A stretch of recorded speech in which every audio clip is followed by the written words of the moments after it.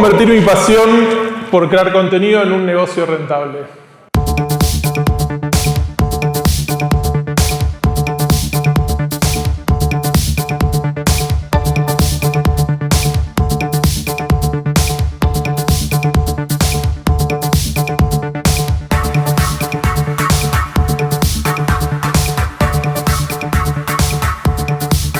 Primero me presento, yo soy Diego José de Rose, yo tengo más de 20 años trabajando en la industria audiovisual y soy experto en producción de video y live streaming. Ser creador de contenido, difícil. ¿Quiénes acá son creadores de contenido? Bien, ¿quiénes de los que están monetizan su contenido? ¿Y quiénes de los que monetizan tienen equipos de trabajo? Bien. ¿Cuántas veces les pasó de sentir que no llegan, que no dan abasto, que necesitan estar más de un lugar al mismo tiempo? Esto es algo que la demanda de hoy de las redes por más contenido, más superficies donde poner contenido, pone a los creadores en un desafío, ¿no? Y un poco la clave para solucionar esta situación es esto: aprender a delegar y encontrar a alguien que nos ayude a hacer las tareas que por ahí o más tiempo nos llevan o menos nos gustan, pero un poco de todo esto vamos a hablar más adelante. Algunos de los beneficios de aprender a delegar. Bueno, claramente vamos a poder producir más.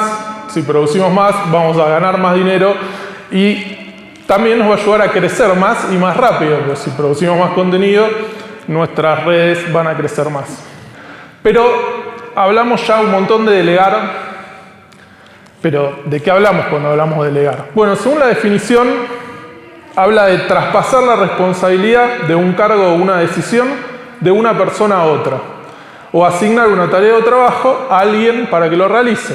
Tan simple como eso, pero a la vez tan difícil, más que nada para nosotros como creadores, confiar en una tercera persona para que nos ayude en nuestro trabajo, que somos tan celosos de pronto de la forma en que editamos o de la forma en que grabamos, sé porque me ha pasado esta misma situación que es muy difícil. Pero bueno, un poco el objetivo de esta charla es ayudarlos y darles algunas herramientas para que esto puedan transitarlo con la mayor facilidad posible. ¿Cómo tomamos la decisión de delegar? Y acá nos enfrentamos a dos interrogantes. Primero, ¿por qué actividad? O sea, ¿cuál va a ser la primera actividad que me conviene delegar? Y segundo, ¿a quién se la delego? Entonces, vamos de lleno a arrancar por la primera pregunta. ¿Qué actividad va a ser la primera que voy a delegar? Bueno, lo primero que necesitamos hacer es entender cómo es nuestro esquema de producción. O sea, para crear contenido, obviamente, conlleva muchísimas tareas. Por ejemplo, acá yo puse algunas: escribir el guión, filmar, editar, postear. Pero son muchísimas tareas y para que nos ayude un poco a darle una estructura a esto, vamos a repasar un poco lo que tiene que ver con teoría de producción audiovisual y las distintas etapas en lo que tiene que ver con la producción de un contenido. Me voy a correr así ven un poco mejor. Cuando nosotros producimos, tenemos etapas que son cronológicas, o sea que van una después de la otra, tiene que ver con preproducción, producción, postproducción, distribución. Y otras etapas como comercialización, comunicación y publicidad, que son medio temporales, que las tenemos que hacer todo el tiempo. Preproducción, bueno, escribir el guión, necesito una locación para filmar, buscar esa locación, necesito objetos, cuáles son esos objetos, conseguirlos, voy a hacer una colaboración, ¿con quién? ¿Cuándo vamos a filmar? Bueno, tareas de preproducción. Producción habla en sí del momento neto en que filmamos. Ese día, esas horas, lo que sea, es el momento en el que, ok, vamos, la cámara, el micrófono, tiene que haber comida porque viene más gente, bueno, en fin, todo lo que tiene que ver con el momento neto en el que vamos a filmar. Postproducción, distribución, edición, diseño gráfico, si tenemos animaciones, bueno, todo lo que tiene que ver con lo que pasa con ese material una vez que ya filmamos. Y distribución, una vez que ese material está, lo exportamos, por decirlo de alguna manera, ya sea del teléfono o de la computadora, en distribuirlo, postearlo en las redes que lo tengamos que postear, etc. Comercialización, bueno, de algo tenemos que vivir. Entonces, por ejemplo, hacemos deals con marcas, branded content, tenemos merchandising. Bueno, mucho de lo que tiene que ver con comercialización lo vamos a tener que tener en cuenta en la preproducción y en la producción, porque de pronto hicimos un deal de branded content. Bueno, necesitamos tener, por ejemplo, la botella de la marca de gaseosa con la que hicimos el branded content para tenerla en la producción. Vamos a vender algo de merchandising de nuestra propia marca. Bueno, una remera la tengo que tener, una taza con mi cara, lo que sea, lo tengo que tener. Comunicación y publicidad tiene que ver con tareas que nos van a ayudar a crecer nuestro proyecto y que son también atemporales. De pronto se me ocurre pautar en medios, incluso en las mismas redes sociales, pautar un ad, hacer un ad con mi contenido y pautarlo para conseguir más seguidores, no orgánicamente, pero con pauta. Pautar en medios, no de redes sociales, para que nuestro proyecto crezca más allá de lo que las mismas redes nos ofrecen, ¿no? Entonces, lo importante es entender cómo estas distintas etapas se amoldan al esquema de producción propio y qué tareas hacemos en nuestro propio esquema, dentro de cada una de estas etapas. Lo próximo que tenemos que tener en claro y estudiar también sobre nuestro propio proyecto tiene que ver con recursos. En general, cuando hablamos de recursos, tenemos 3 ejes principales, que tienen que ver con los recursos humanos, o sea, la gente, recursos económicos, dinero y el tiempo. De estos 3 recursos, para mí, y ahora se los puedo explicar si quieren, el más importante siempre es el tiempo, porque es el único que es finito, no lo podemos recuperar, y pasó y pasó. La gente, digo, todos somos únicos y especiales, pero también somos todos reemplazables, ¿no? Y el dinero va y viene, podemos pedir prestado, deber, pagar a término, digamos, bueno, hay millones de formas de lidiar con recursos económicos, pero el tiempo pasó y pasó. Es como el tiempo de esta charla, me quedan 20 minutos, pasan y pasaron. Entonces, es muy importante y va a ser el primer factor que vamos a analizar. Entonces, acá vamos con la metodología.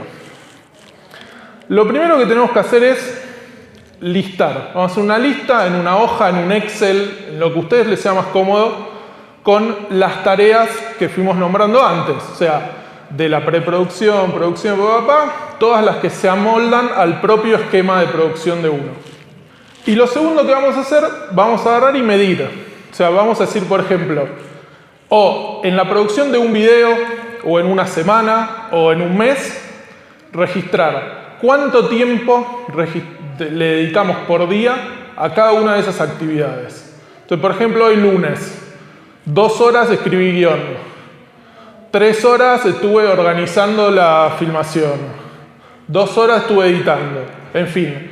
Ese registro lo vamos a hacer por un tiempo determinado, que puede tener que ver con un proceso productivo, o sea, un video, o un tiempo, una semana, un mes, o lo que ustedes quieran o aguanten, porque es una cosa bastante exhaustiva.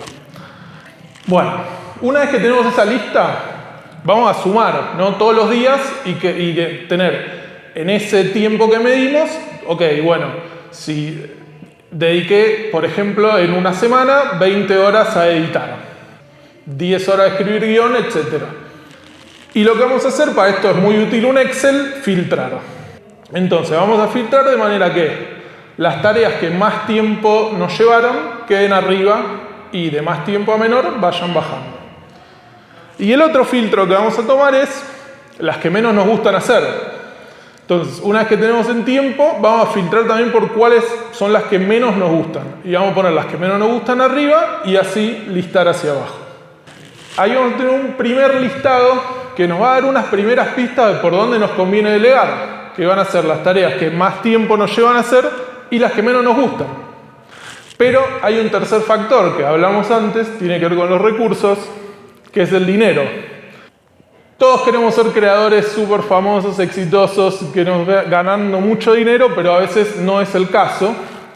Entonces, si por ejemplo al tope de esa lista tenemos edición de video y nos lleva 50 horas por semana, eso va a tener un costo que tal vez en nuestro momento de creador no podemos afrontar de delegárselo a otra persona. Entonces, ¿qué podemos hacer? Ok, si el top 1 de la lista no lo podemos delegar, pasemos al segundo, o al tercero, o al cuarto, hasta que ese ítem de la lista se choque con el presupuesto que tenemos que podemos delegar. Otra cosa que podemos hacer es no delegar la actividad en su totalidad, sino delegarla en una parte. Por ejemplo, si yo tengo 50 horas de edición por semana, no delego las 50, delego la mitad. Y ahí veo de qué manera me acerco al presupuesto que tengo disponible. Bueno, ya más o menos tenemos una idea de cuál es la actividad, ¿no? El proceso de nuestro esquema de producción que vamos a delegar. Ahora, ¿qué hacemos, no? Bueno, esto también es un momento bastante en el cual nos tenemos que sentar, escribir, y es un poco tedioso, pero todo el tiempo que invirtamos en hacer esto es tiempo que nos vamos a ahorrar más adelante en problemas. Tenemos que establecer objetivos, instrucciones y límites para la otra persona con la que vamos a trabajar. Entonces, es muy importante que seamos muy exhaustivos en lo que tiene que ver con principalmente las instrucciones y los objetivos, ¿no? Es decir, ok, yo te voy a contratar para hacer un video, quiero que este video sea de esta forma, o sea, yo trabajo de esta forma, quiero que uses música de esta carpeta, efectos de sonido de esta carpeta, las animaciones que hago tienen que ser así, las transiciones que uso tienen que ser estas y tienen que durar tanto tiempo, la estructura del video es esta, en fin, ser lo más exhaustivos posible y bajarlo lo máximo posible a papel al mayor nivel de detalle que podamos. Porque esto nos va a ahorrar muchísimos problemas más adelante. Y es información que después podemos usar para chocar con el video que nos entregó el editor. Ok, ¿corresponde con todas estas instrucciones que yo le di? Bien, ¿no corresponde? Bueno. Es importante que sepamos también que el proceso de delegar no es 1 más 1, 2, sino que hay una curva de aprendizaje, ¿no? Obviamente, cuando empezamos a trabajar con una nueva persona que tal vez no conocemos, el primer video que va a hacer no va a ser igual al que hacemos nosotros. El segundo tal vez se va a parecer un poquito más, el tercero un poquito más y así sucesivamente, pero digamos, tenemos que entender que tenemos que tener esa paciencia o esa tolerancia a aprender nosotros también, como esa persona tiene que aprender a trabajar con nosotros, nosotros tenemos que aprender a trabajar con ella. Y el último punto, límites. Es muy importante que también bajemos a papel qué es lo que esta persona puede hacer y lo que no puede hacer. Nos han llegado muchos comentarios de los creadores con los que nosotros trabajamos de que, por ejemplo, contratan un editor y ese editor, sin pedirles autorización ni nada, sube el video a otra red, por ejemplo. O crea un canal en YouTube y sube los videos que edita por la suya. Y eso, obviamente, no tendría que suceder, pero entonces es súper importante que al momento de empezar a trabajar, eso figure en un papel. El editor, hablo de un editor porque es como el ejemplo más fácil que puedo dar, pero esto se aplica a todos los rubros. Firmen ese papel y que eso quede súper claro. No podés hacer esto, no lo hagas. Eso nos va a ahorrar muchísimos dolores de cabeza después. Porque incluso, digamos, hoy por hoy con Rights Manager, tanto en YouTube como en Facebook, muchas veces pasa que si el editor o quien sea sube el video antes que nosotros y lo registra, después es un problema para nosotros recuperar los derechos de ese video. Y trabajamos con empresas que están perdiendo miles de dólares por video. $5.000 por un video porque lo subió otro antes que ellos. Así que es súper importante este punto. Ok, ya sabemos qué actividad vamos a delegar, cuánto tiempo lleva hacer esa actividad y cómo queremos que se haga.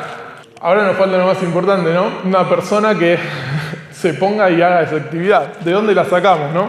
Bueno, para mí, según yo lo veo, hay 3 principales recursos para esto. El primero tiene que ver con la familia y amigos, ¿no? Es el círculo más cercano y por ahí si uno es un creador de contenido joven o lo que sea, siempre lo más usual es un amigo sabe editar, empieza a trabajar con él, o tu hermano o quien sea te empieza a dar una mano, perfecto.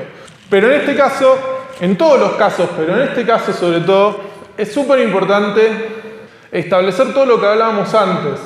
porque mientras más claro esté todo lo que hablamos antes, más problemas familiares nos vamos a ahorrar después. Lo segundo tiene que ver con la comunidad y sobre todo para los creadores que ya tienen una comunidad desarrollada. ¿Quién mejor que nuestra propia comunidad, nuestros propios fans, van a saber cómo nos hacemos el contenido? Entonces, muchas veces, si bien conlleva sus riesgos, está bueno buscar dentro de nuestra misma comunidad a alguien que nos pueda ayudar. Que seguramente lo van a hacer, pero agradecidísimos, pero lo mismo. Es súper importante todo lo que hablamos antes para ahorrarnos después problemas, porque después, una vez que esa persona pasó de ser comunidad a ser equipo, hay un montón de cosas que cambian, se rompen y hay que volver a como armar para evitarnos problemas a largo plazo.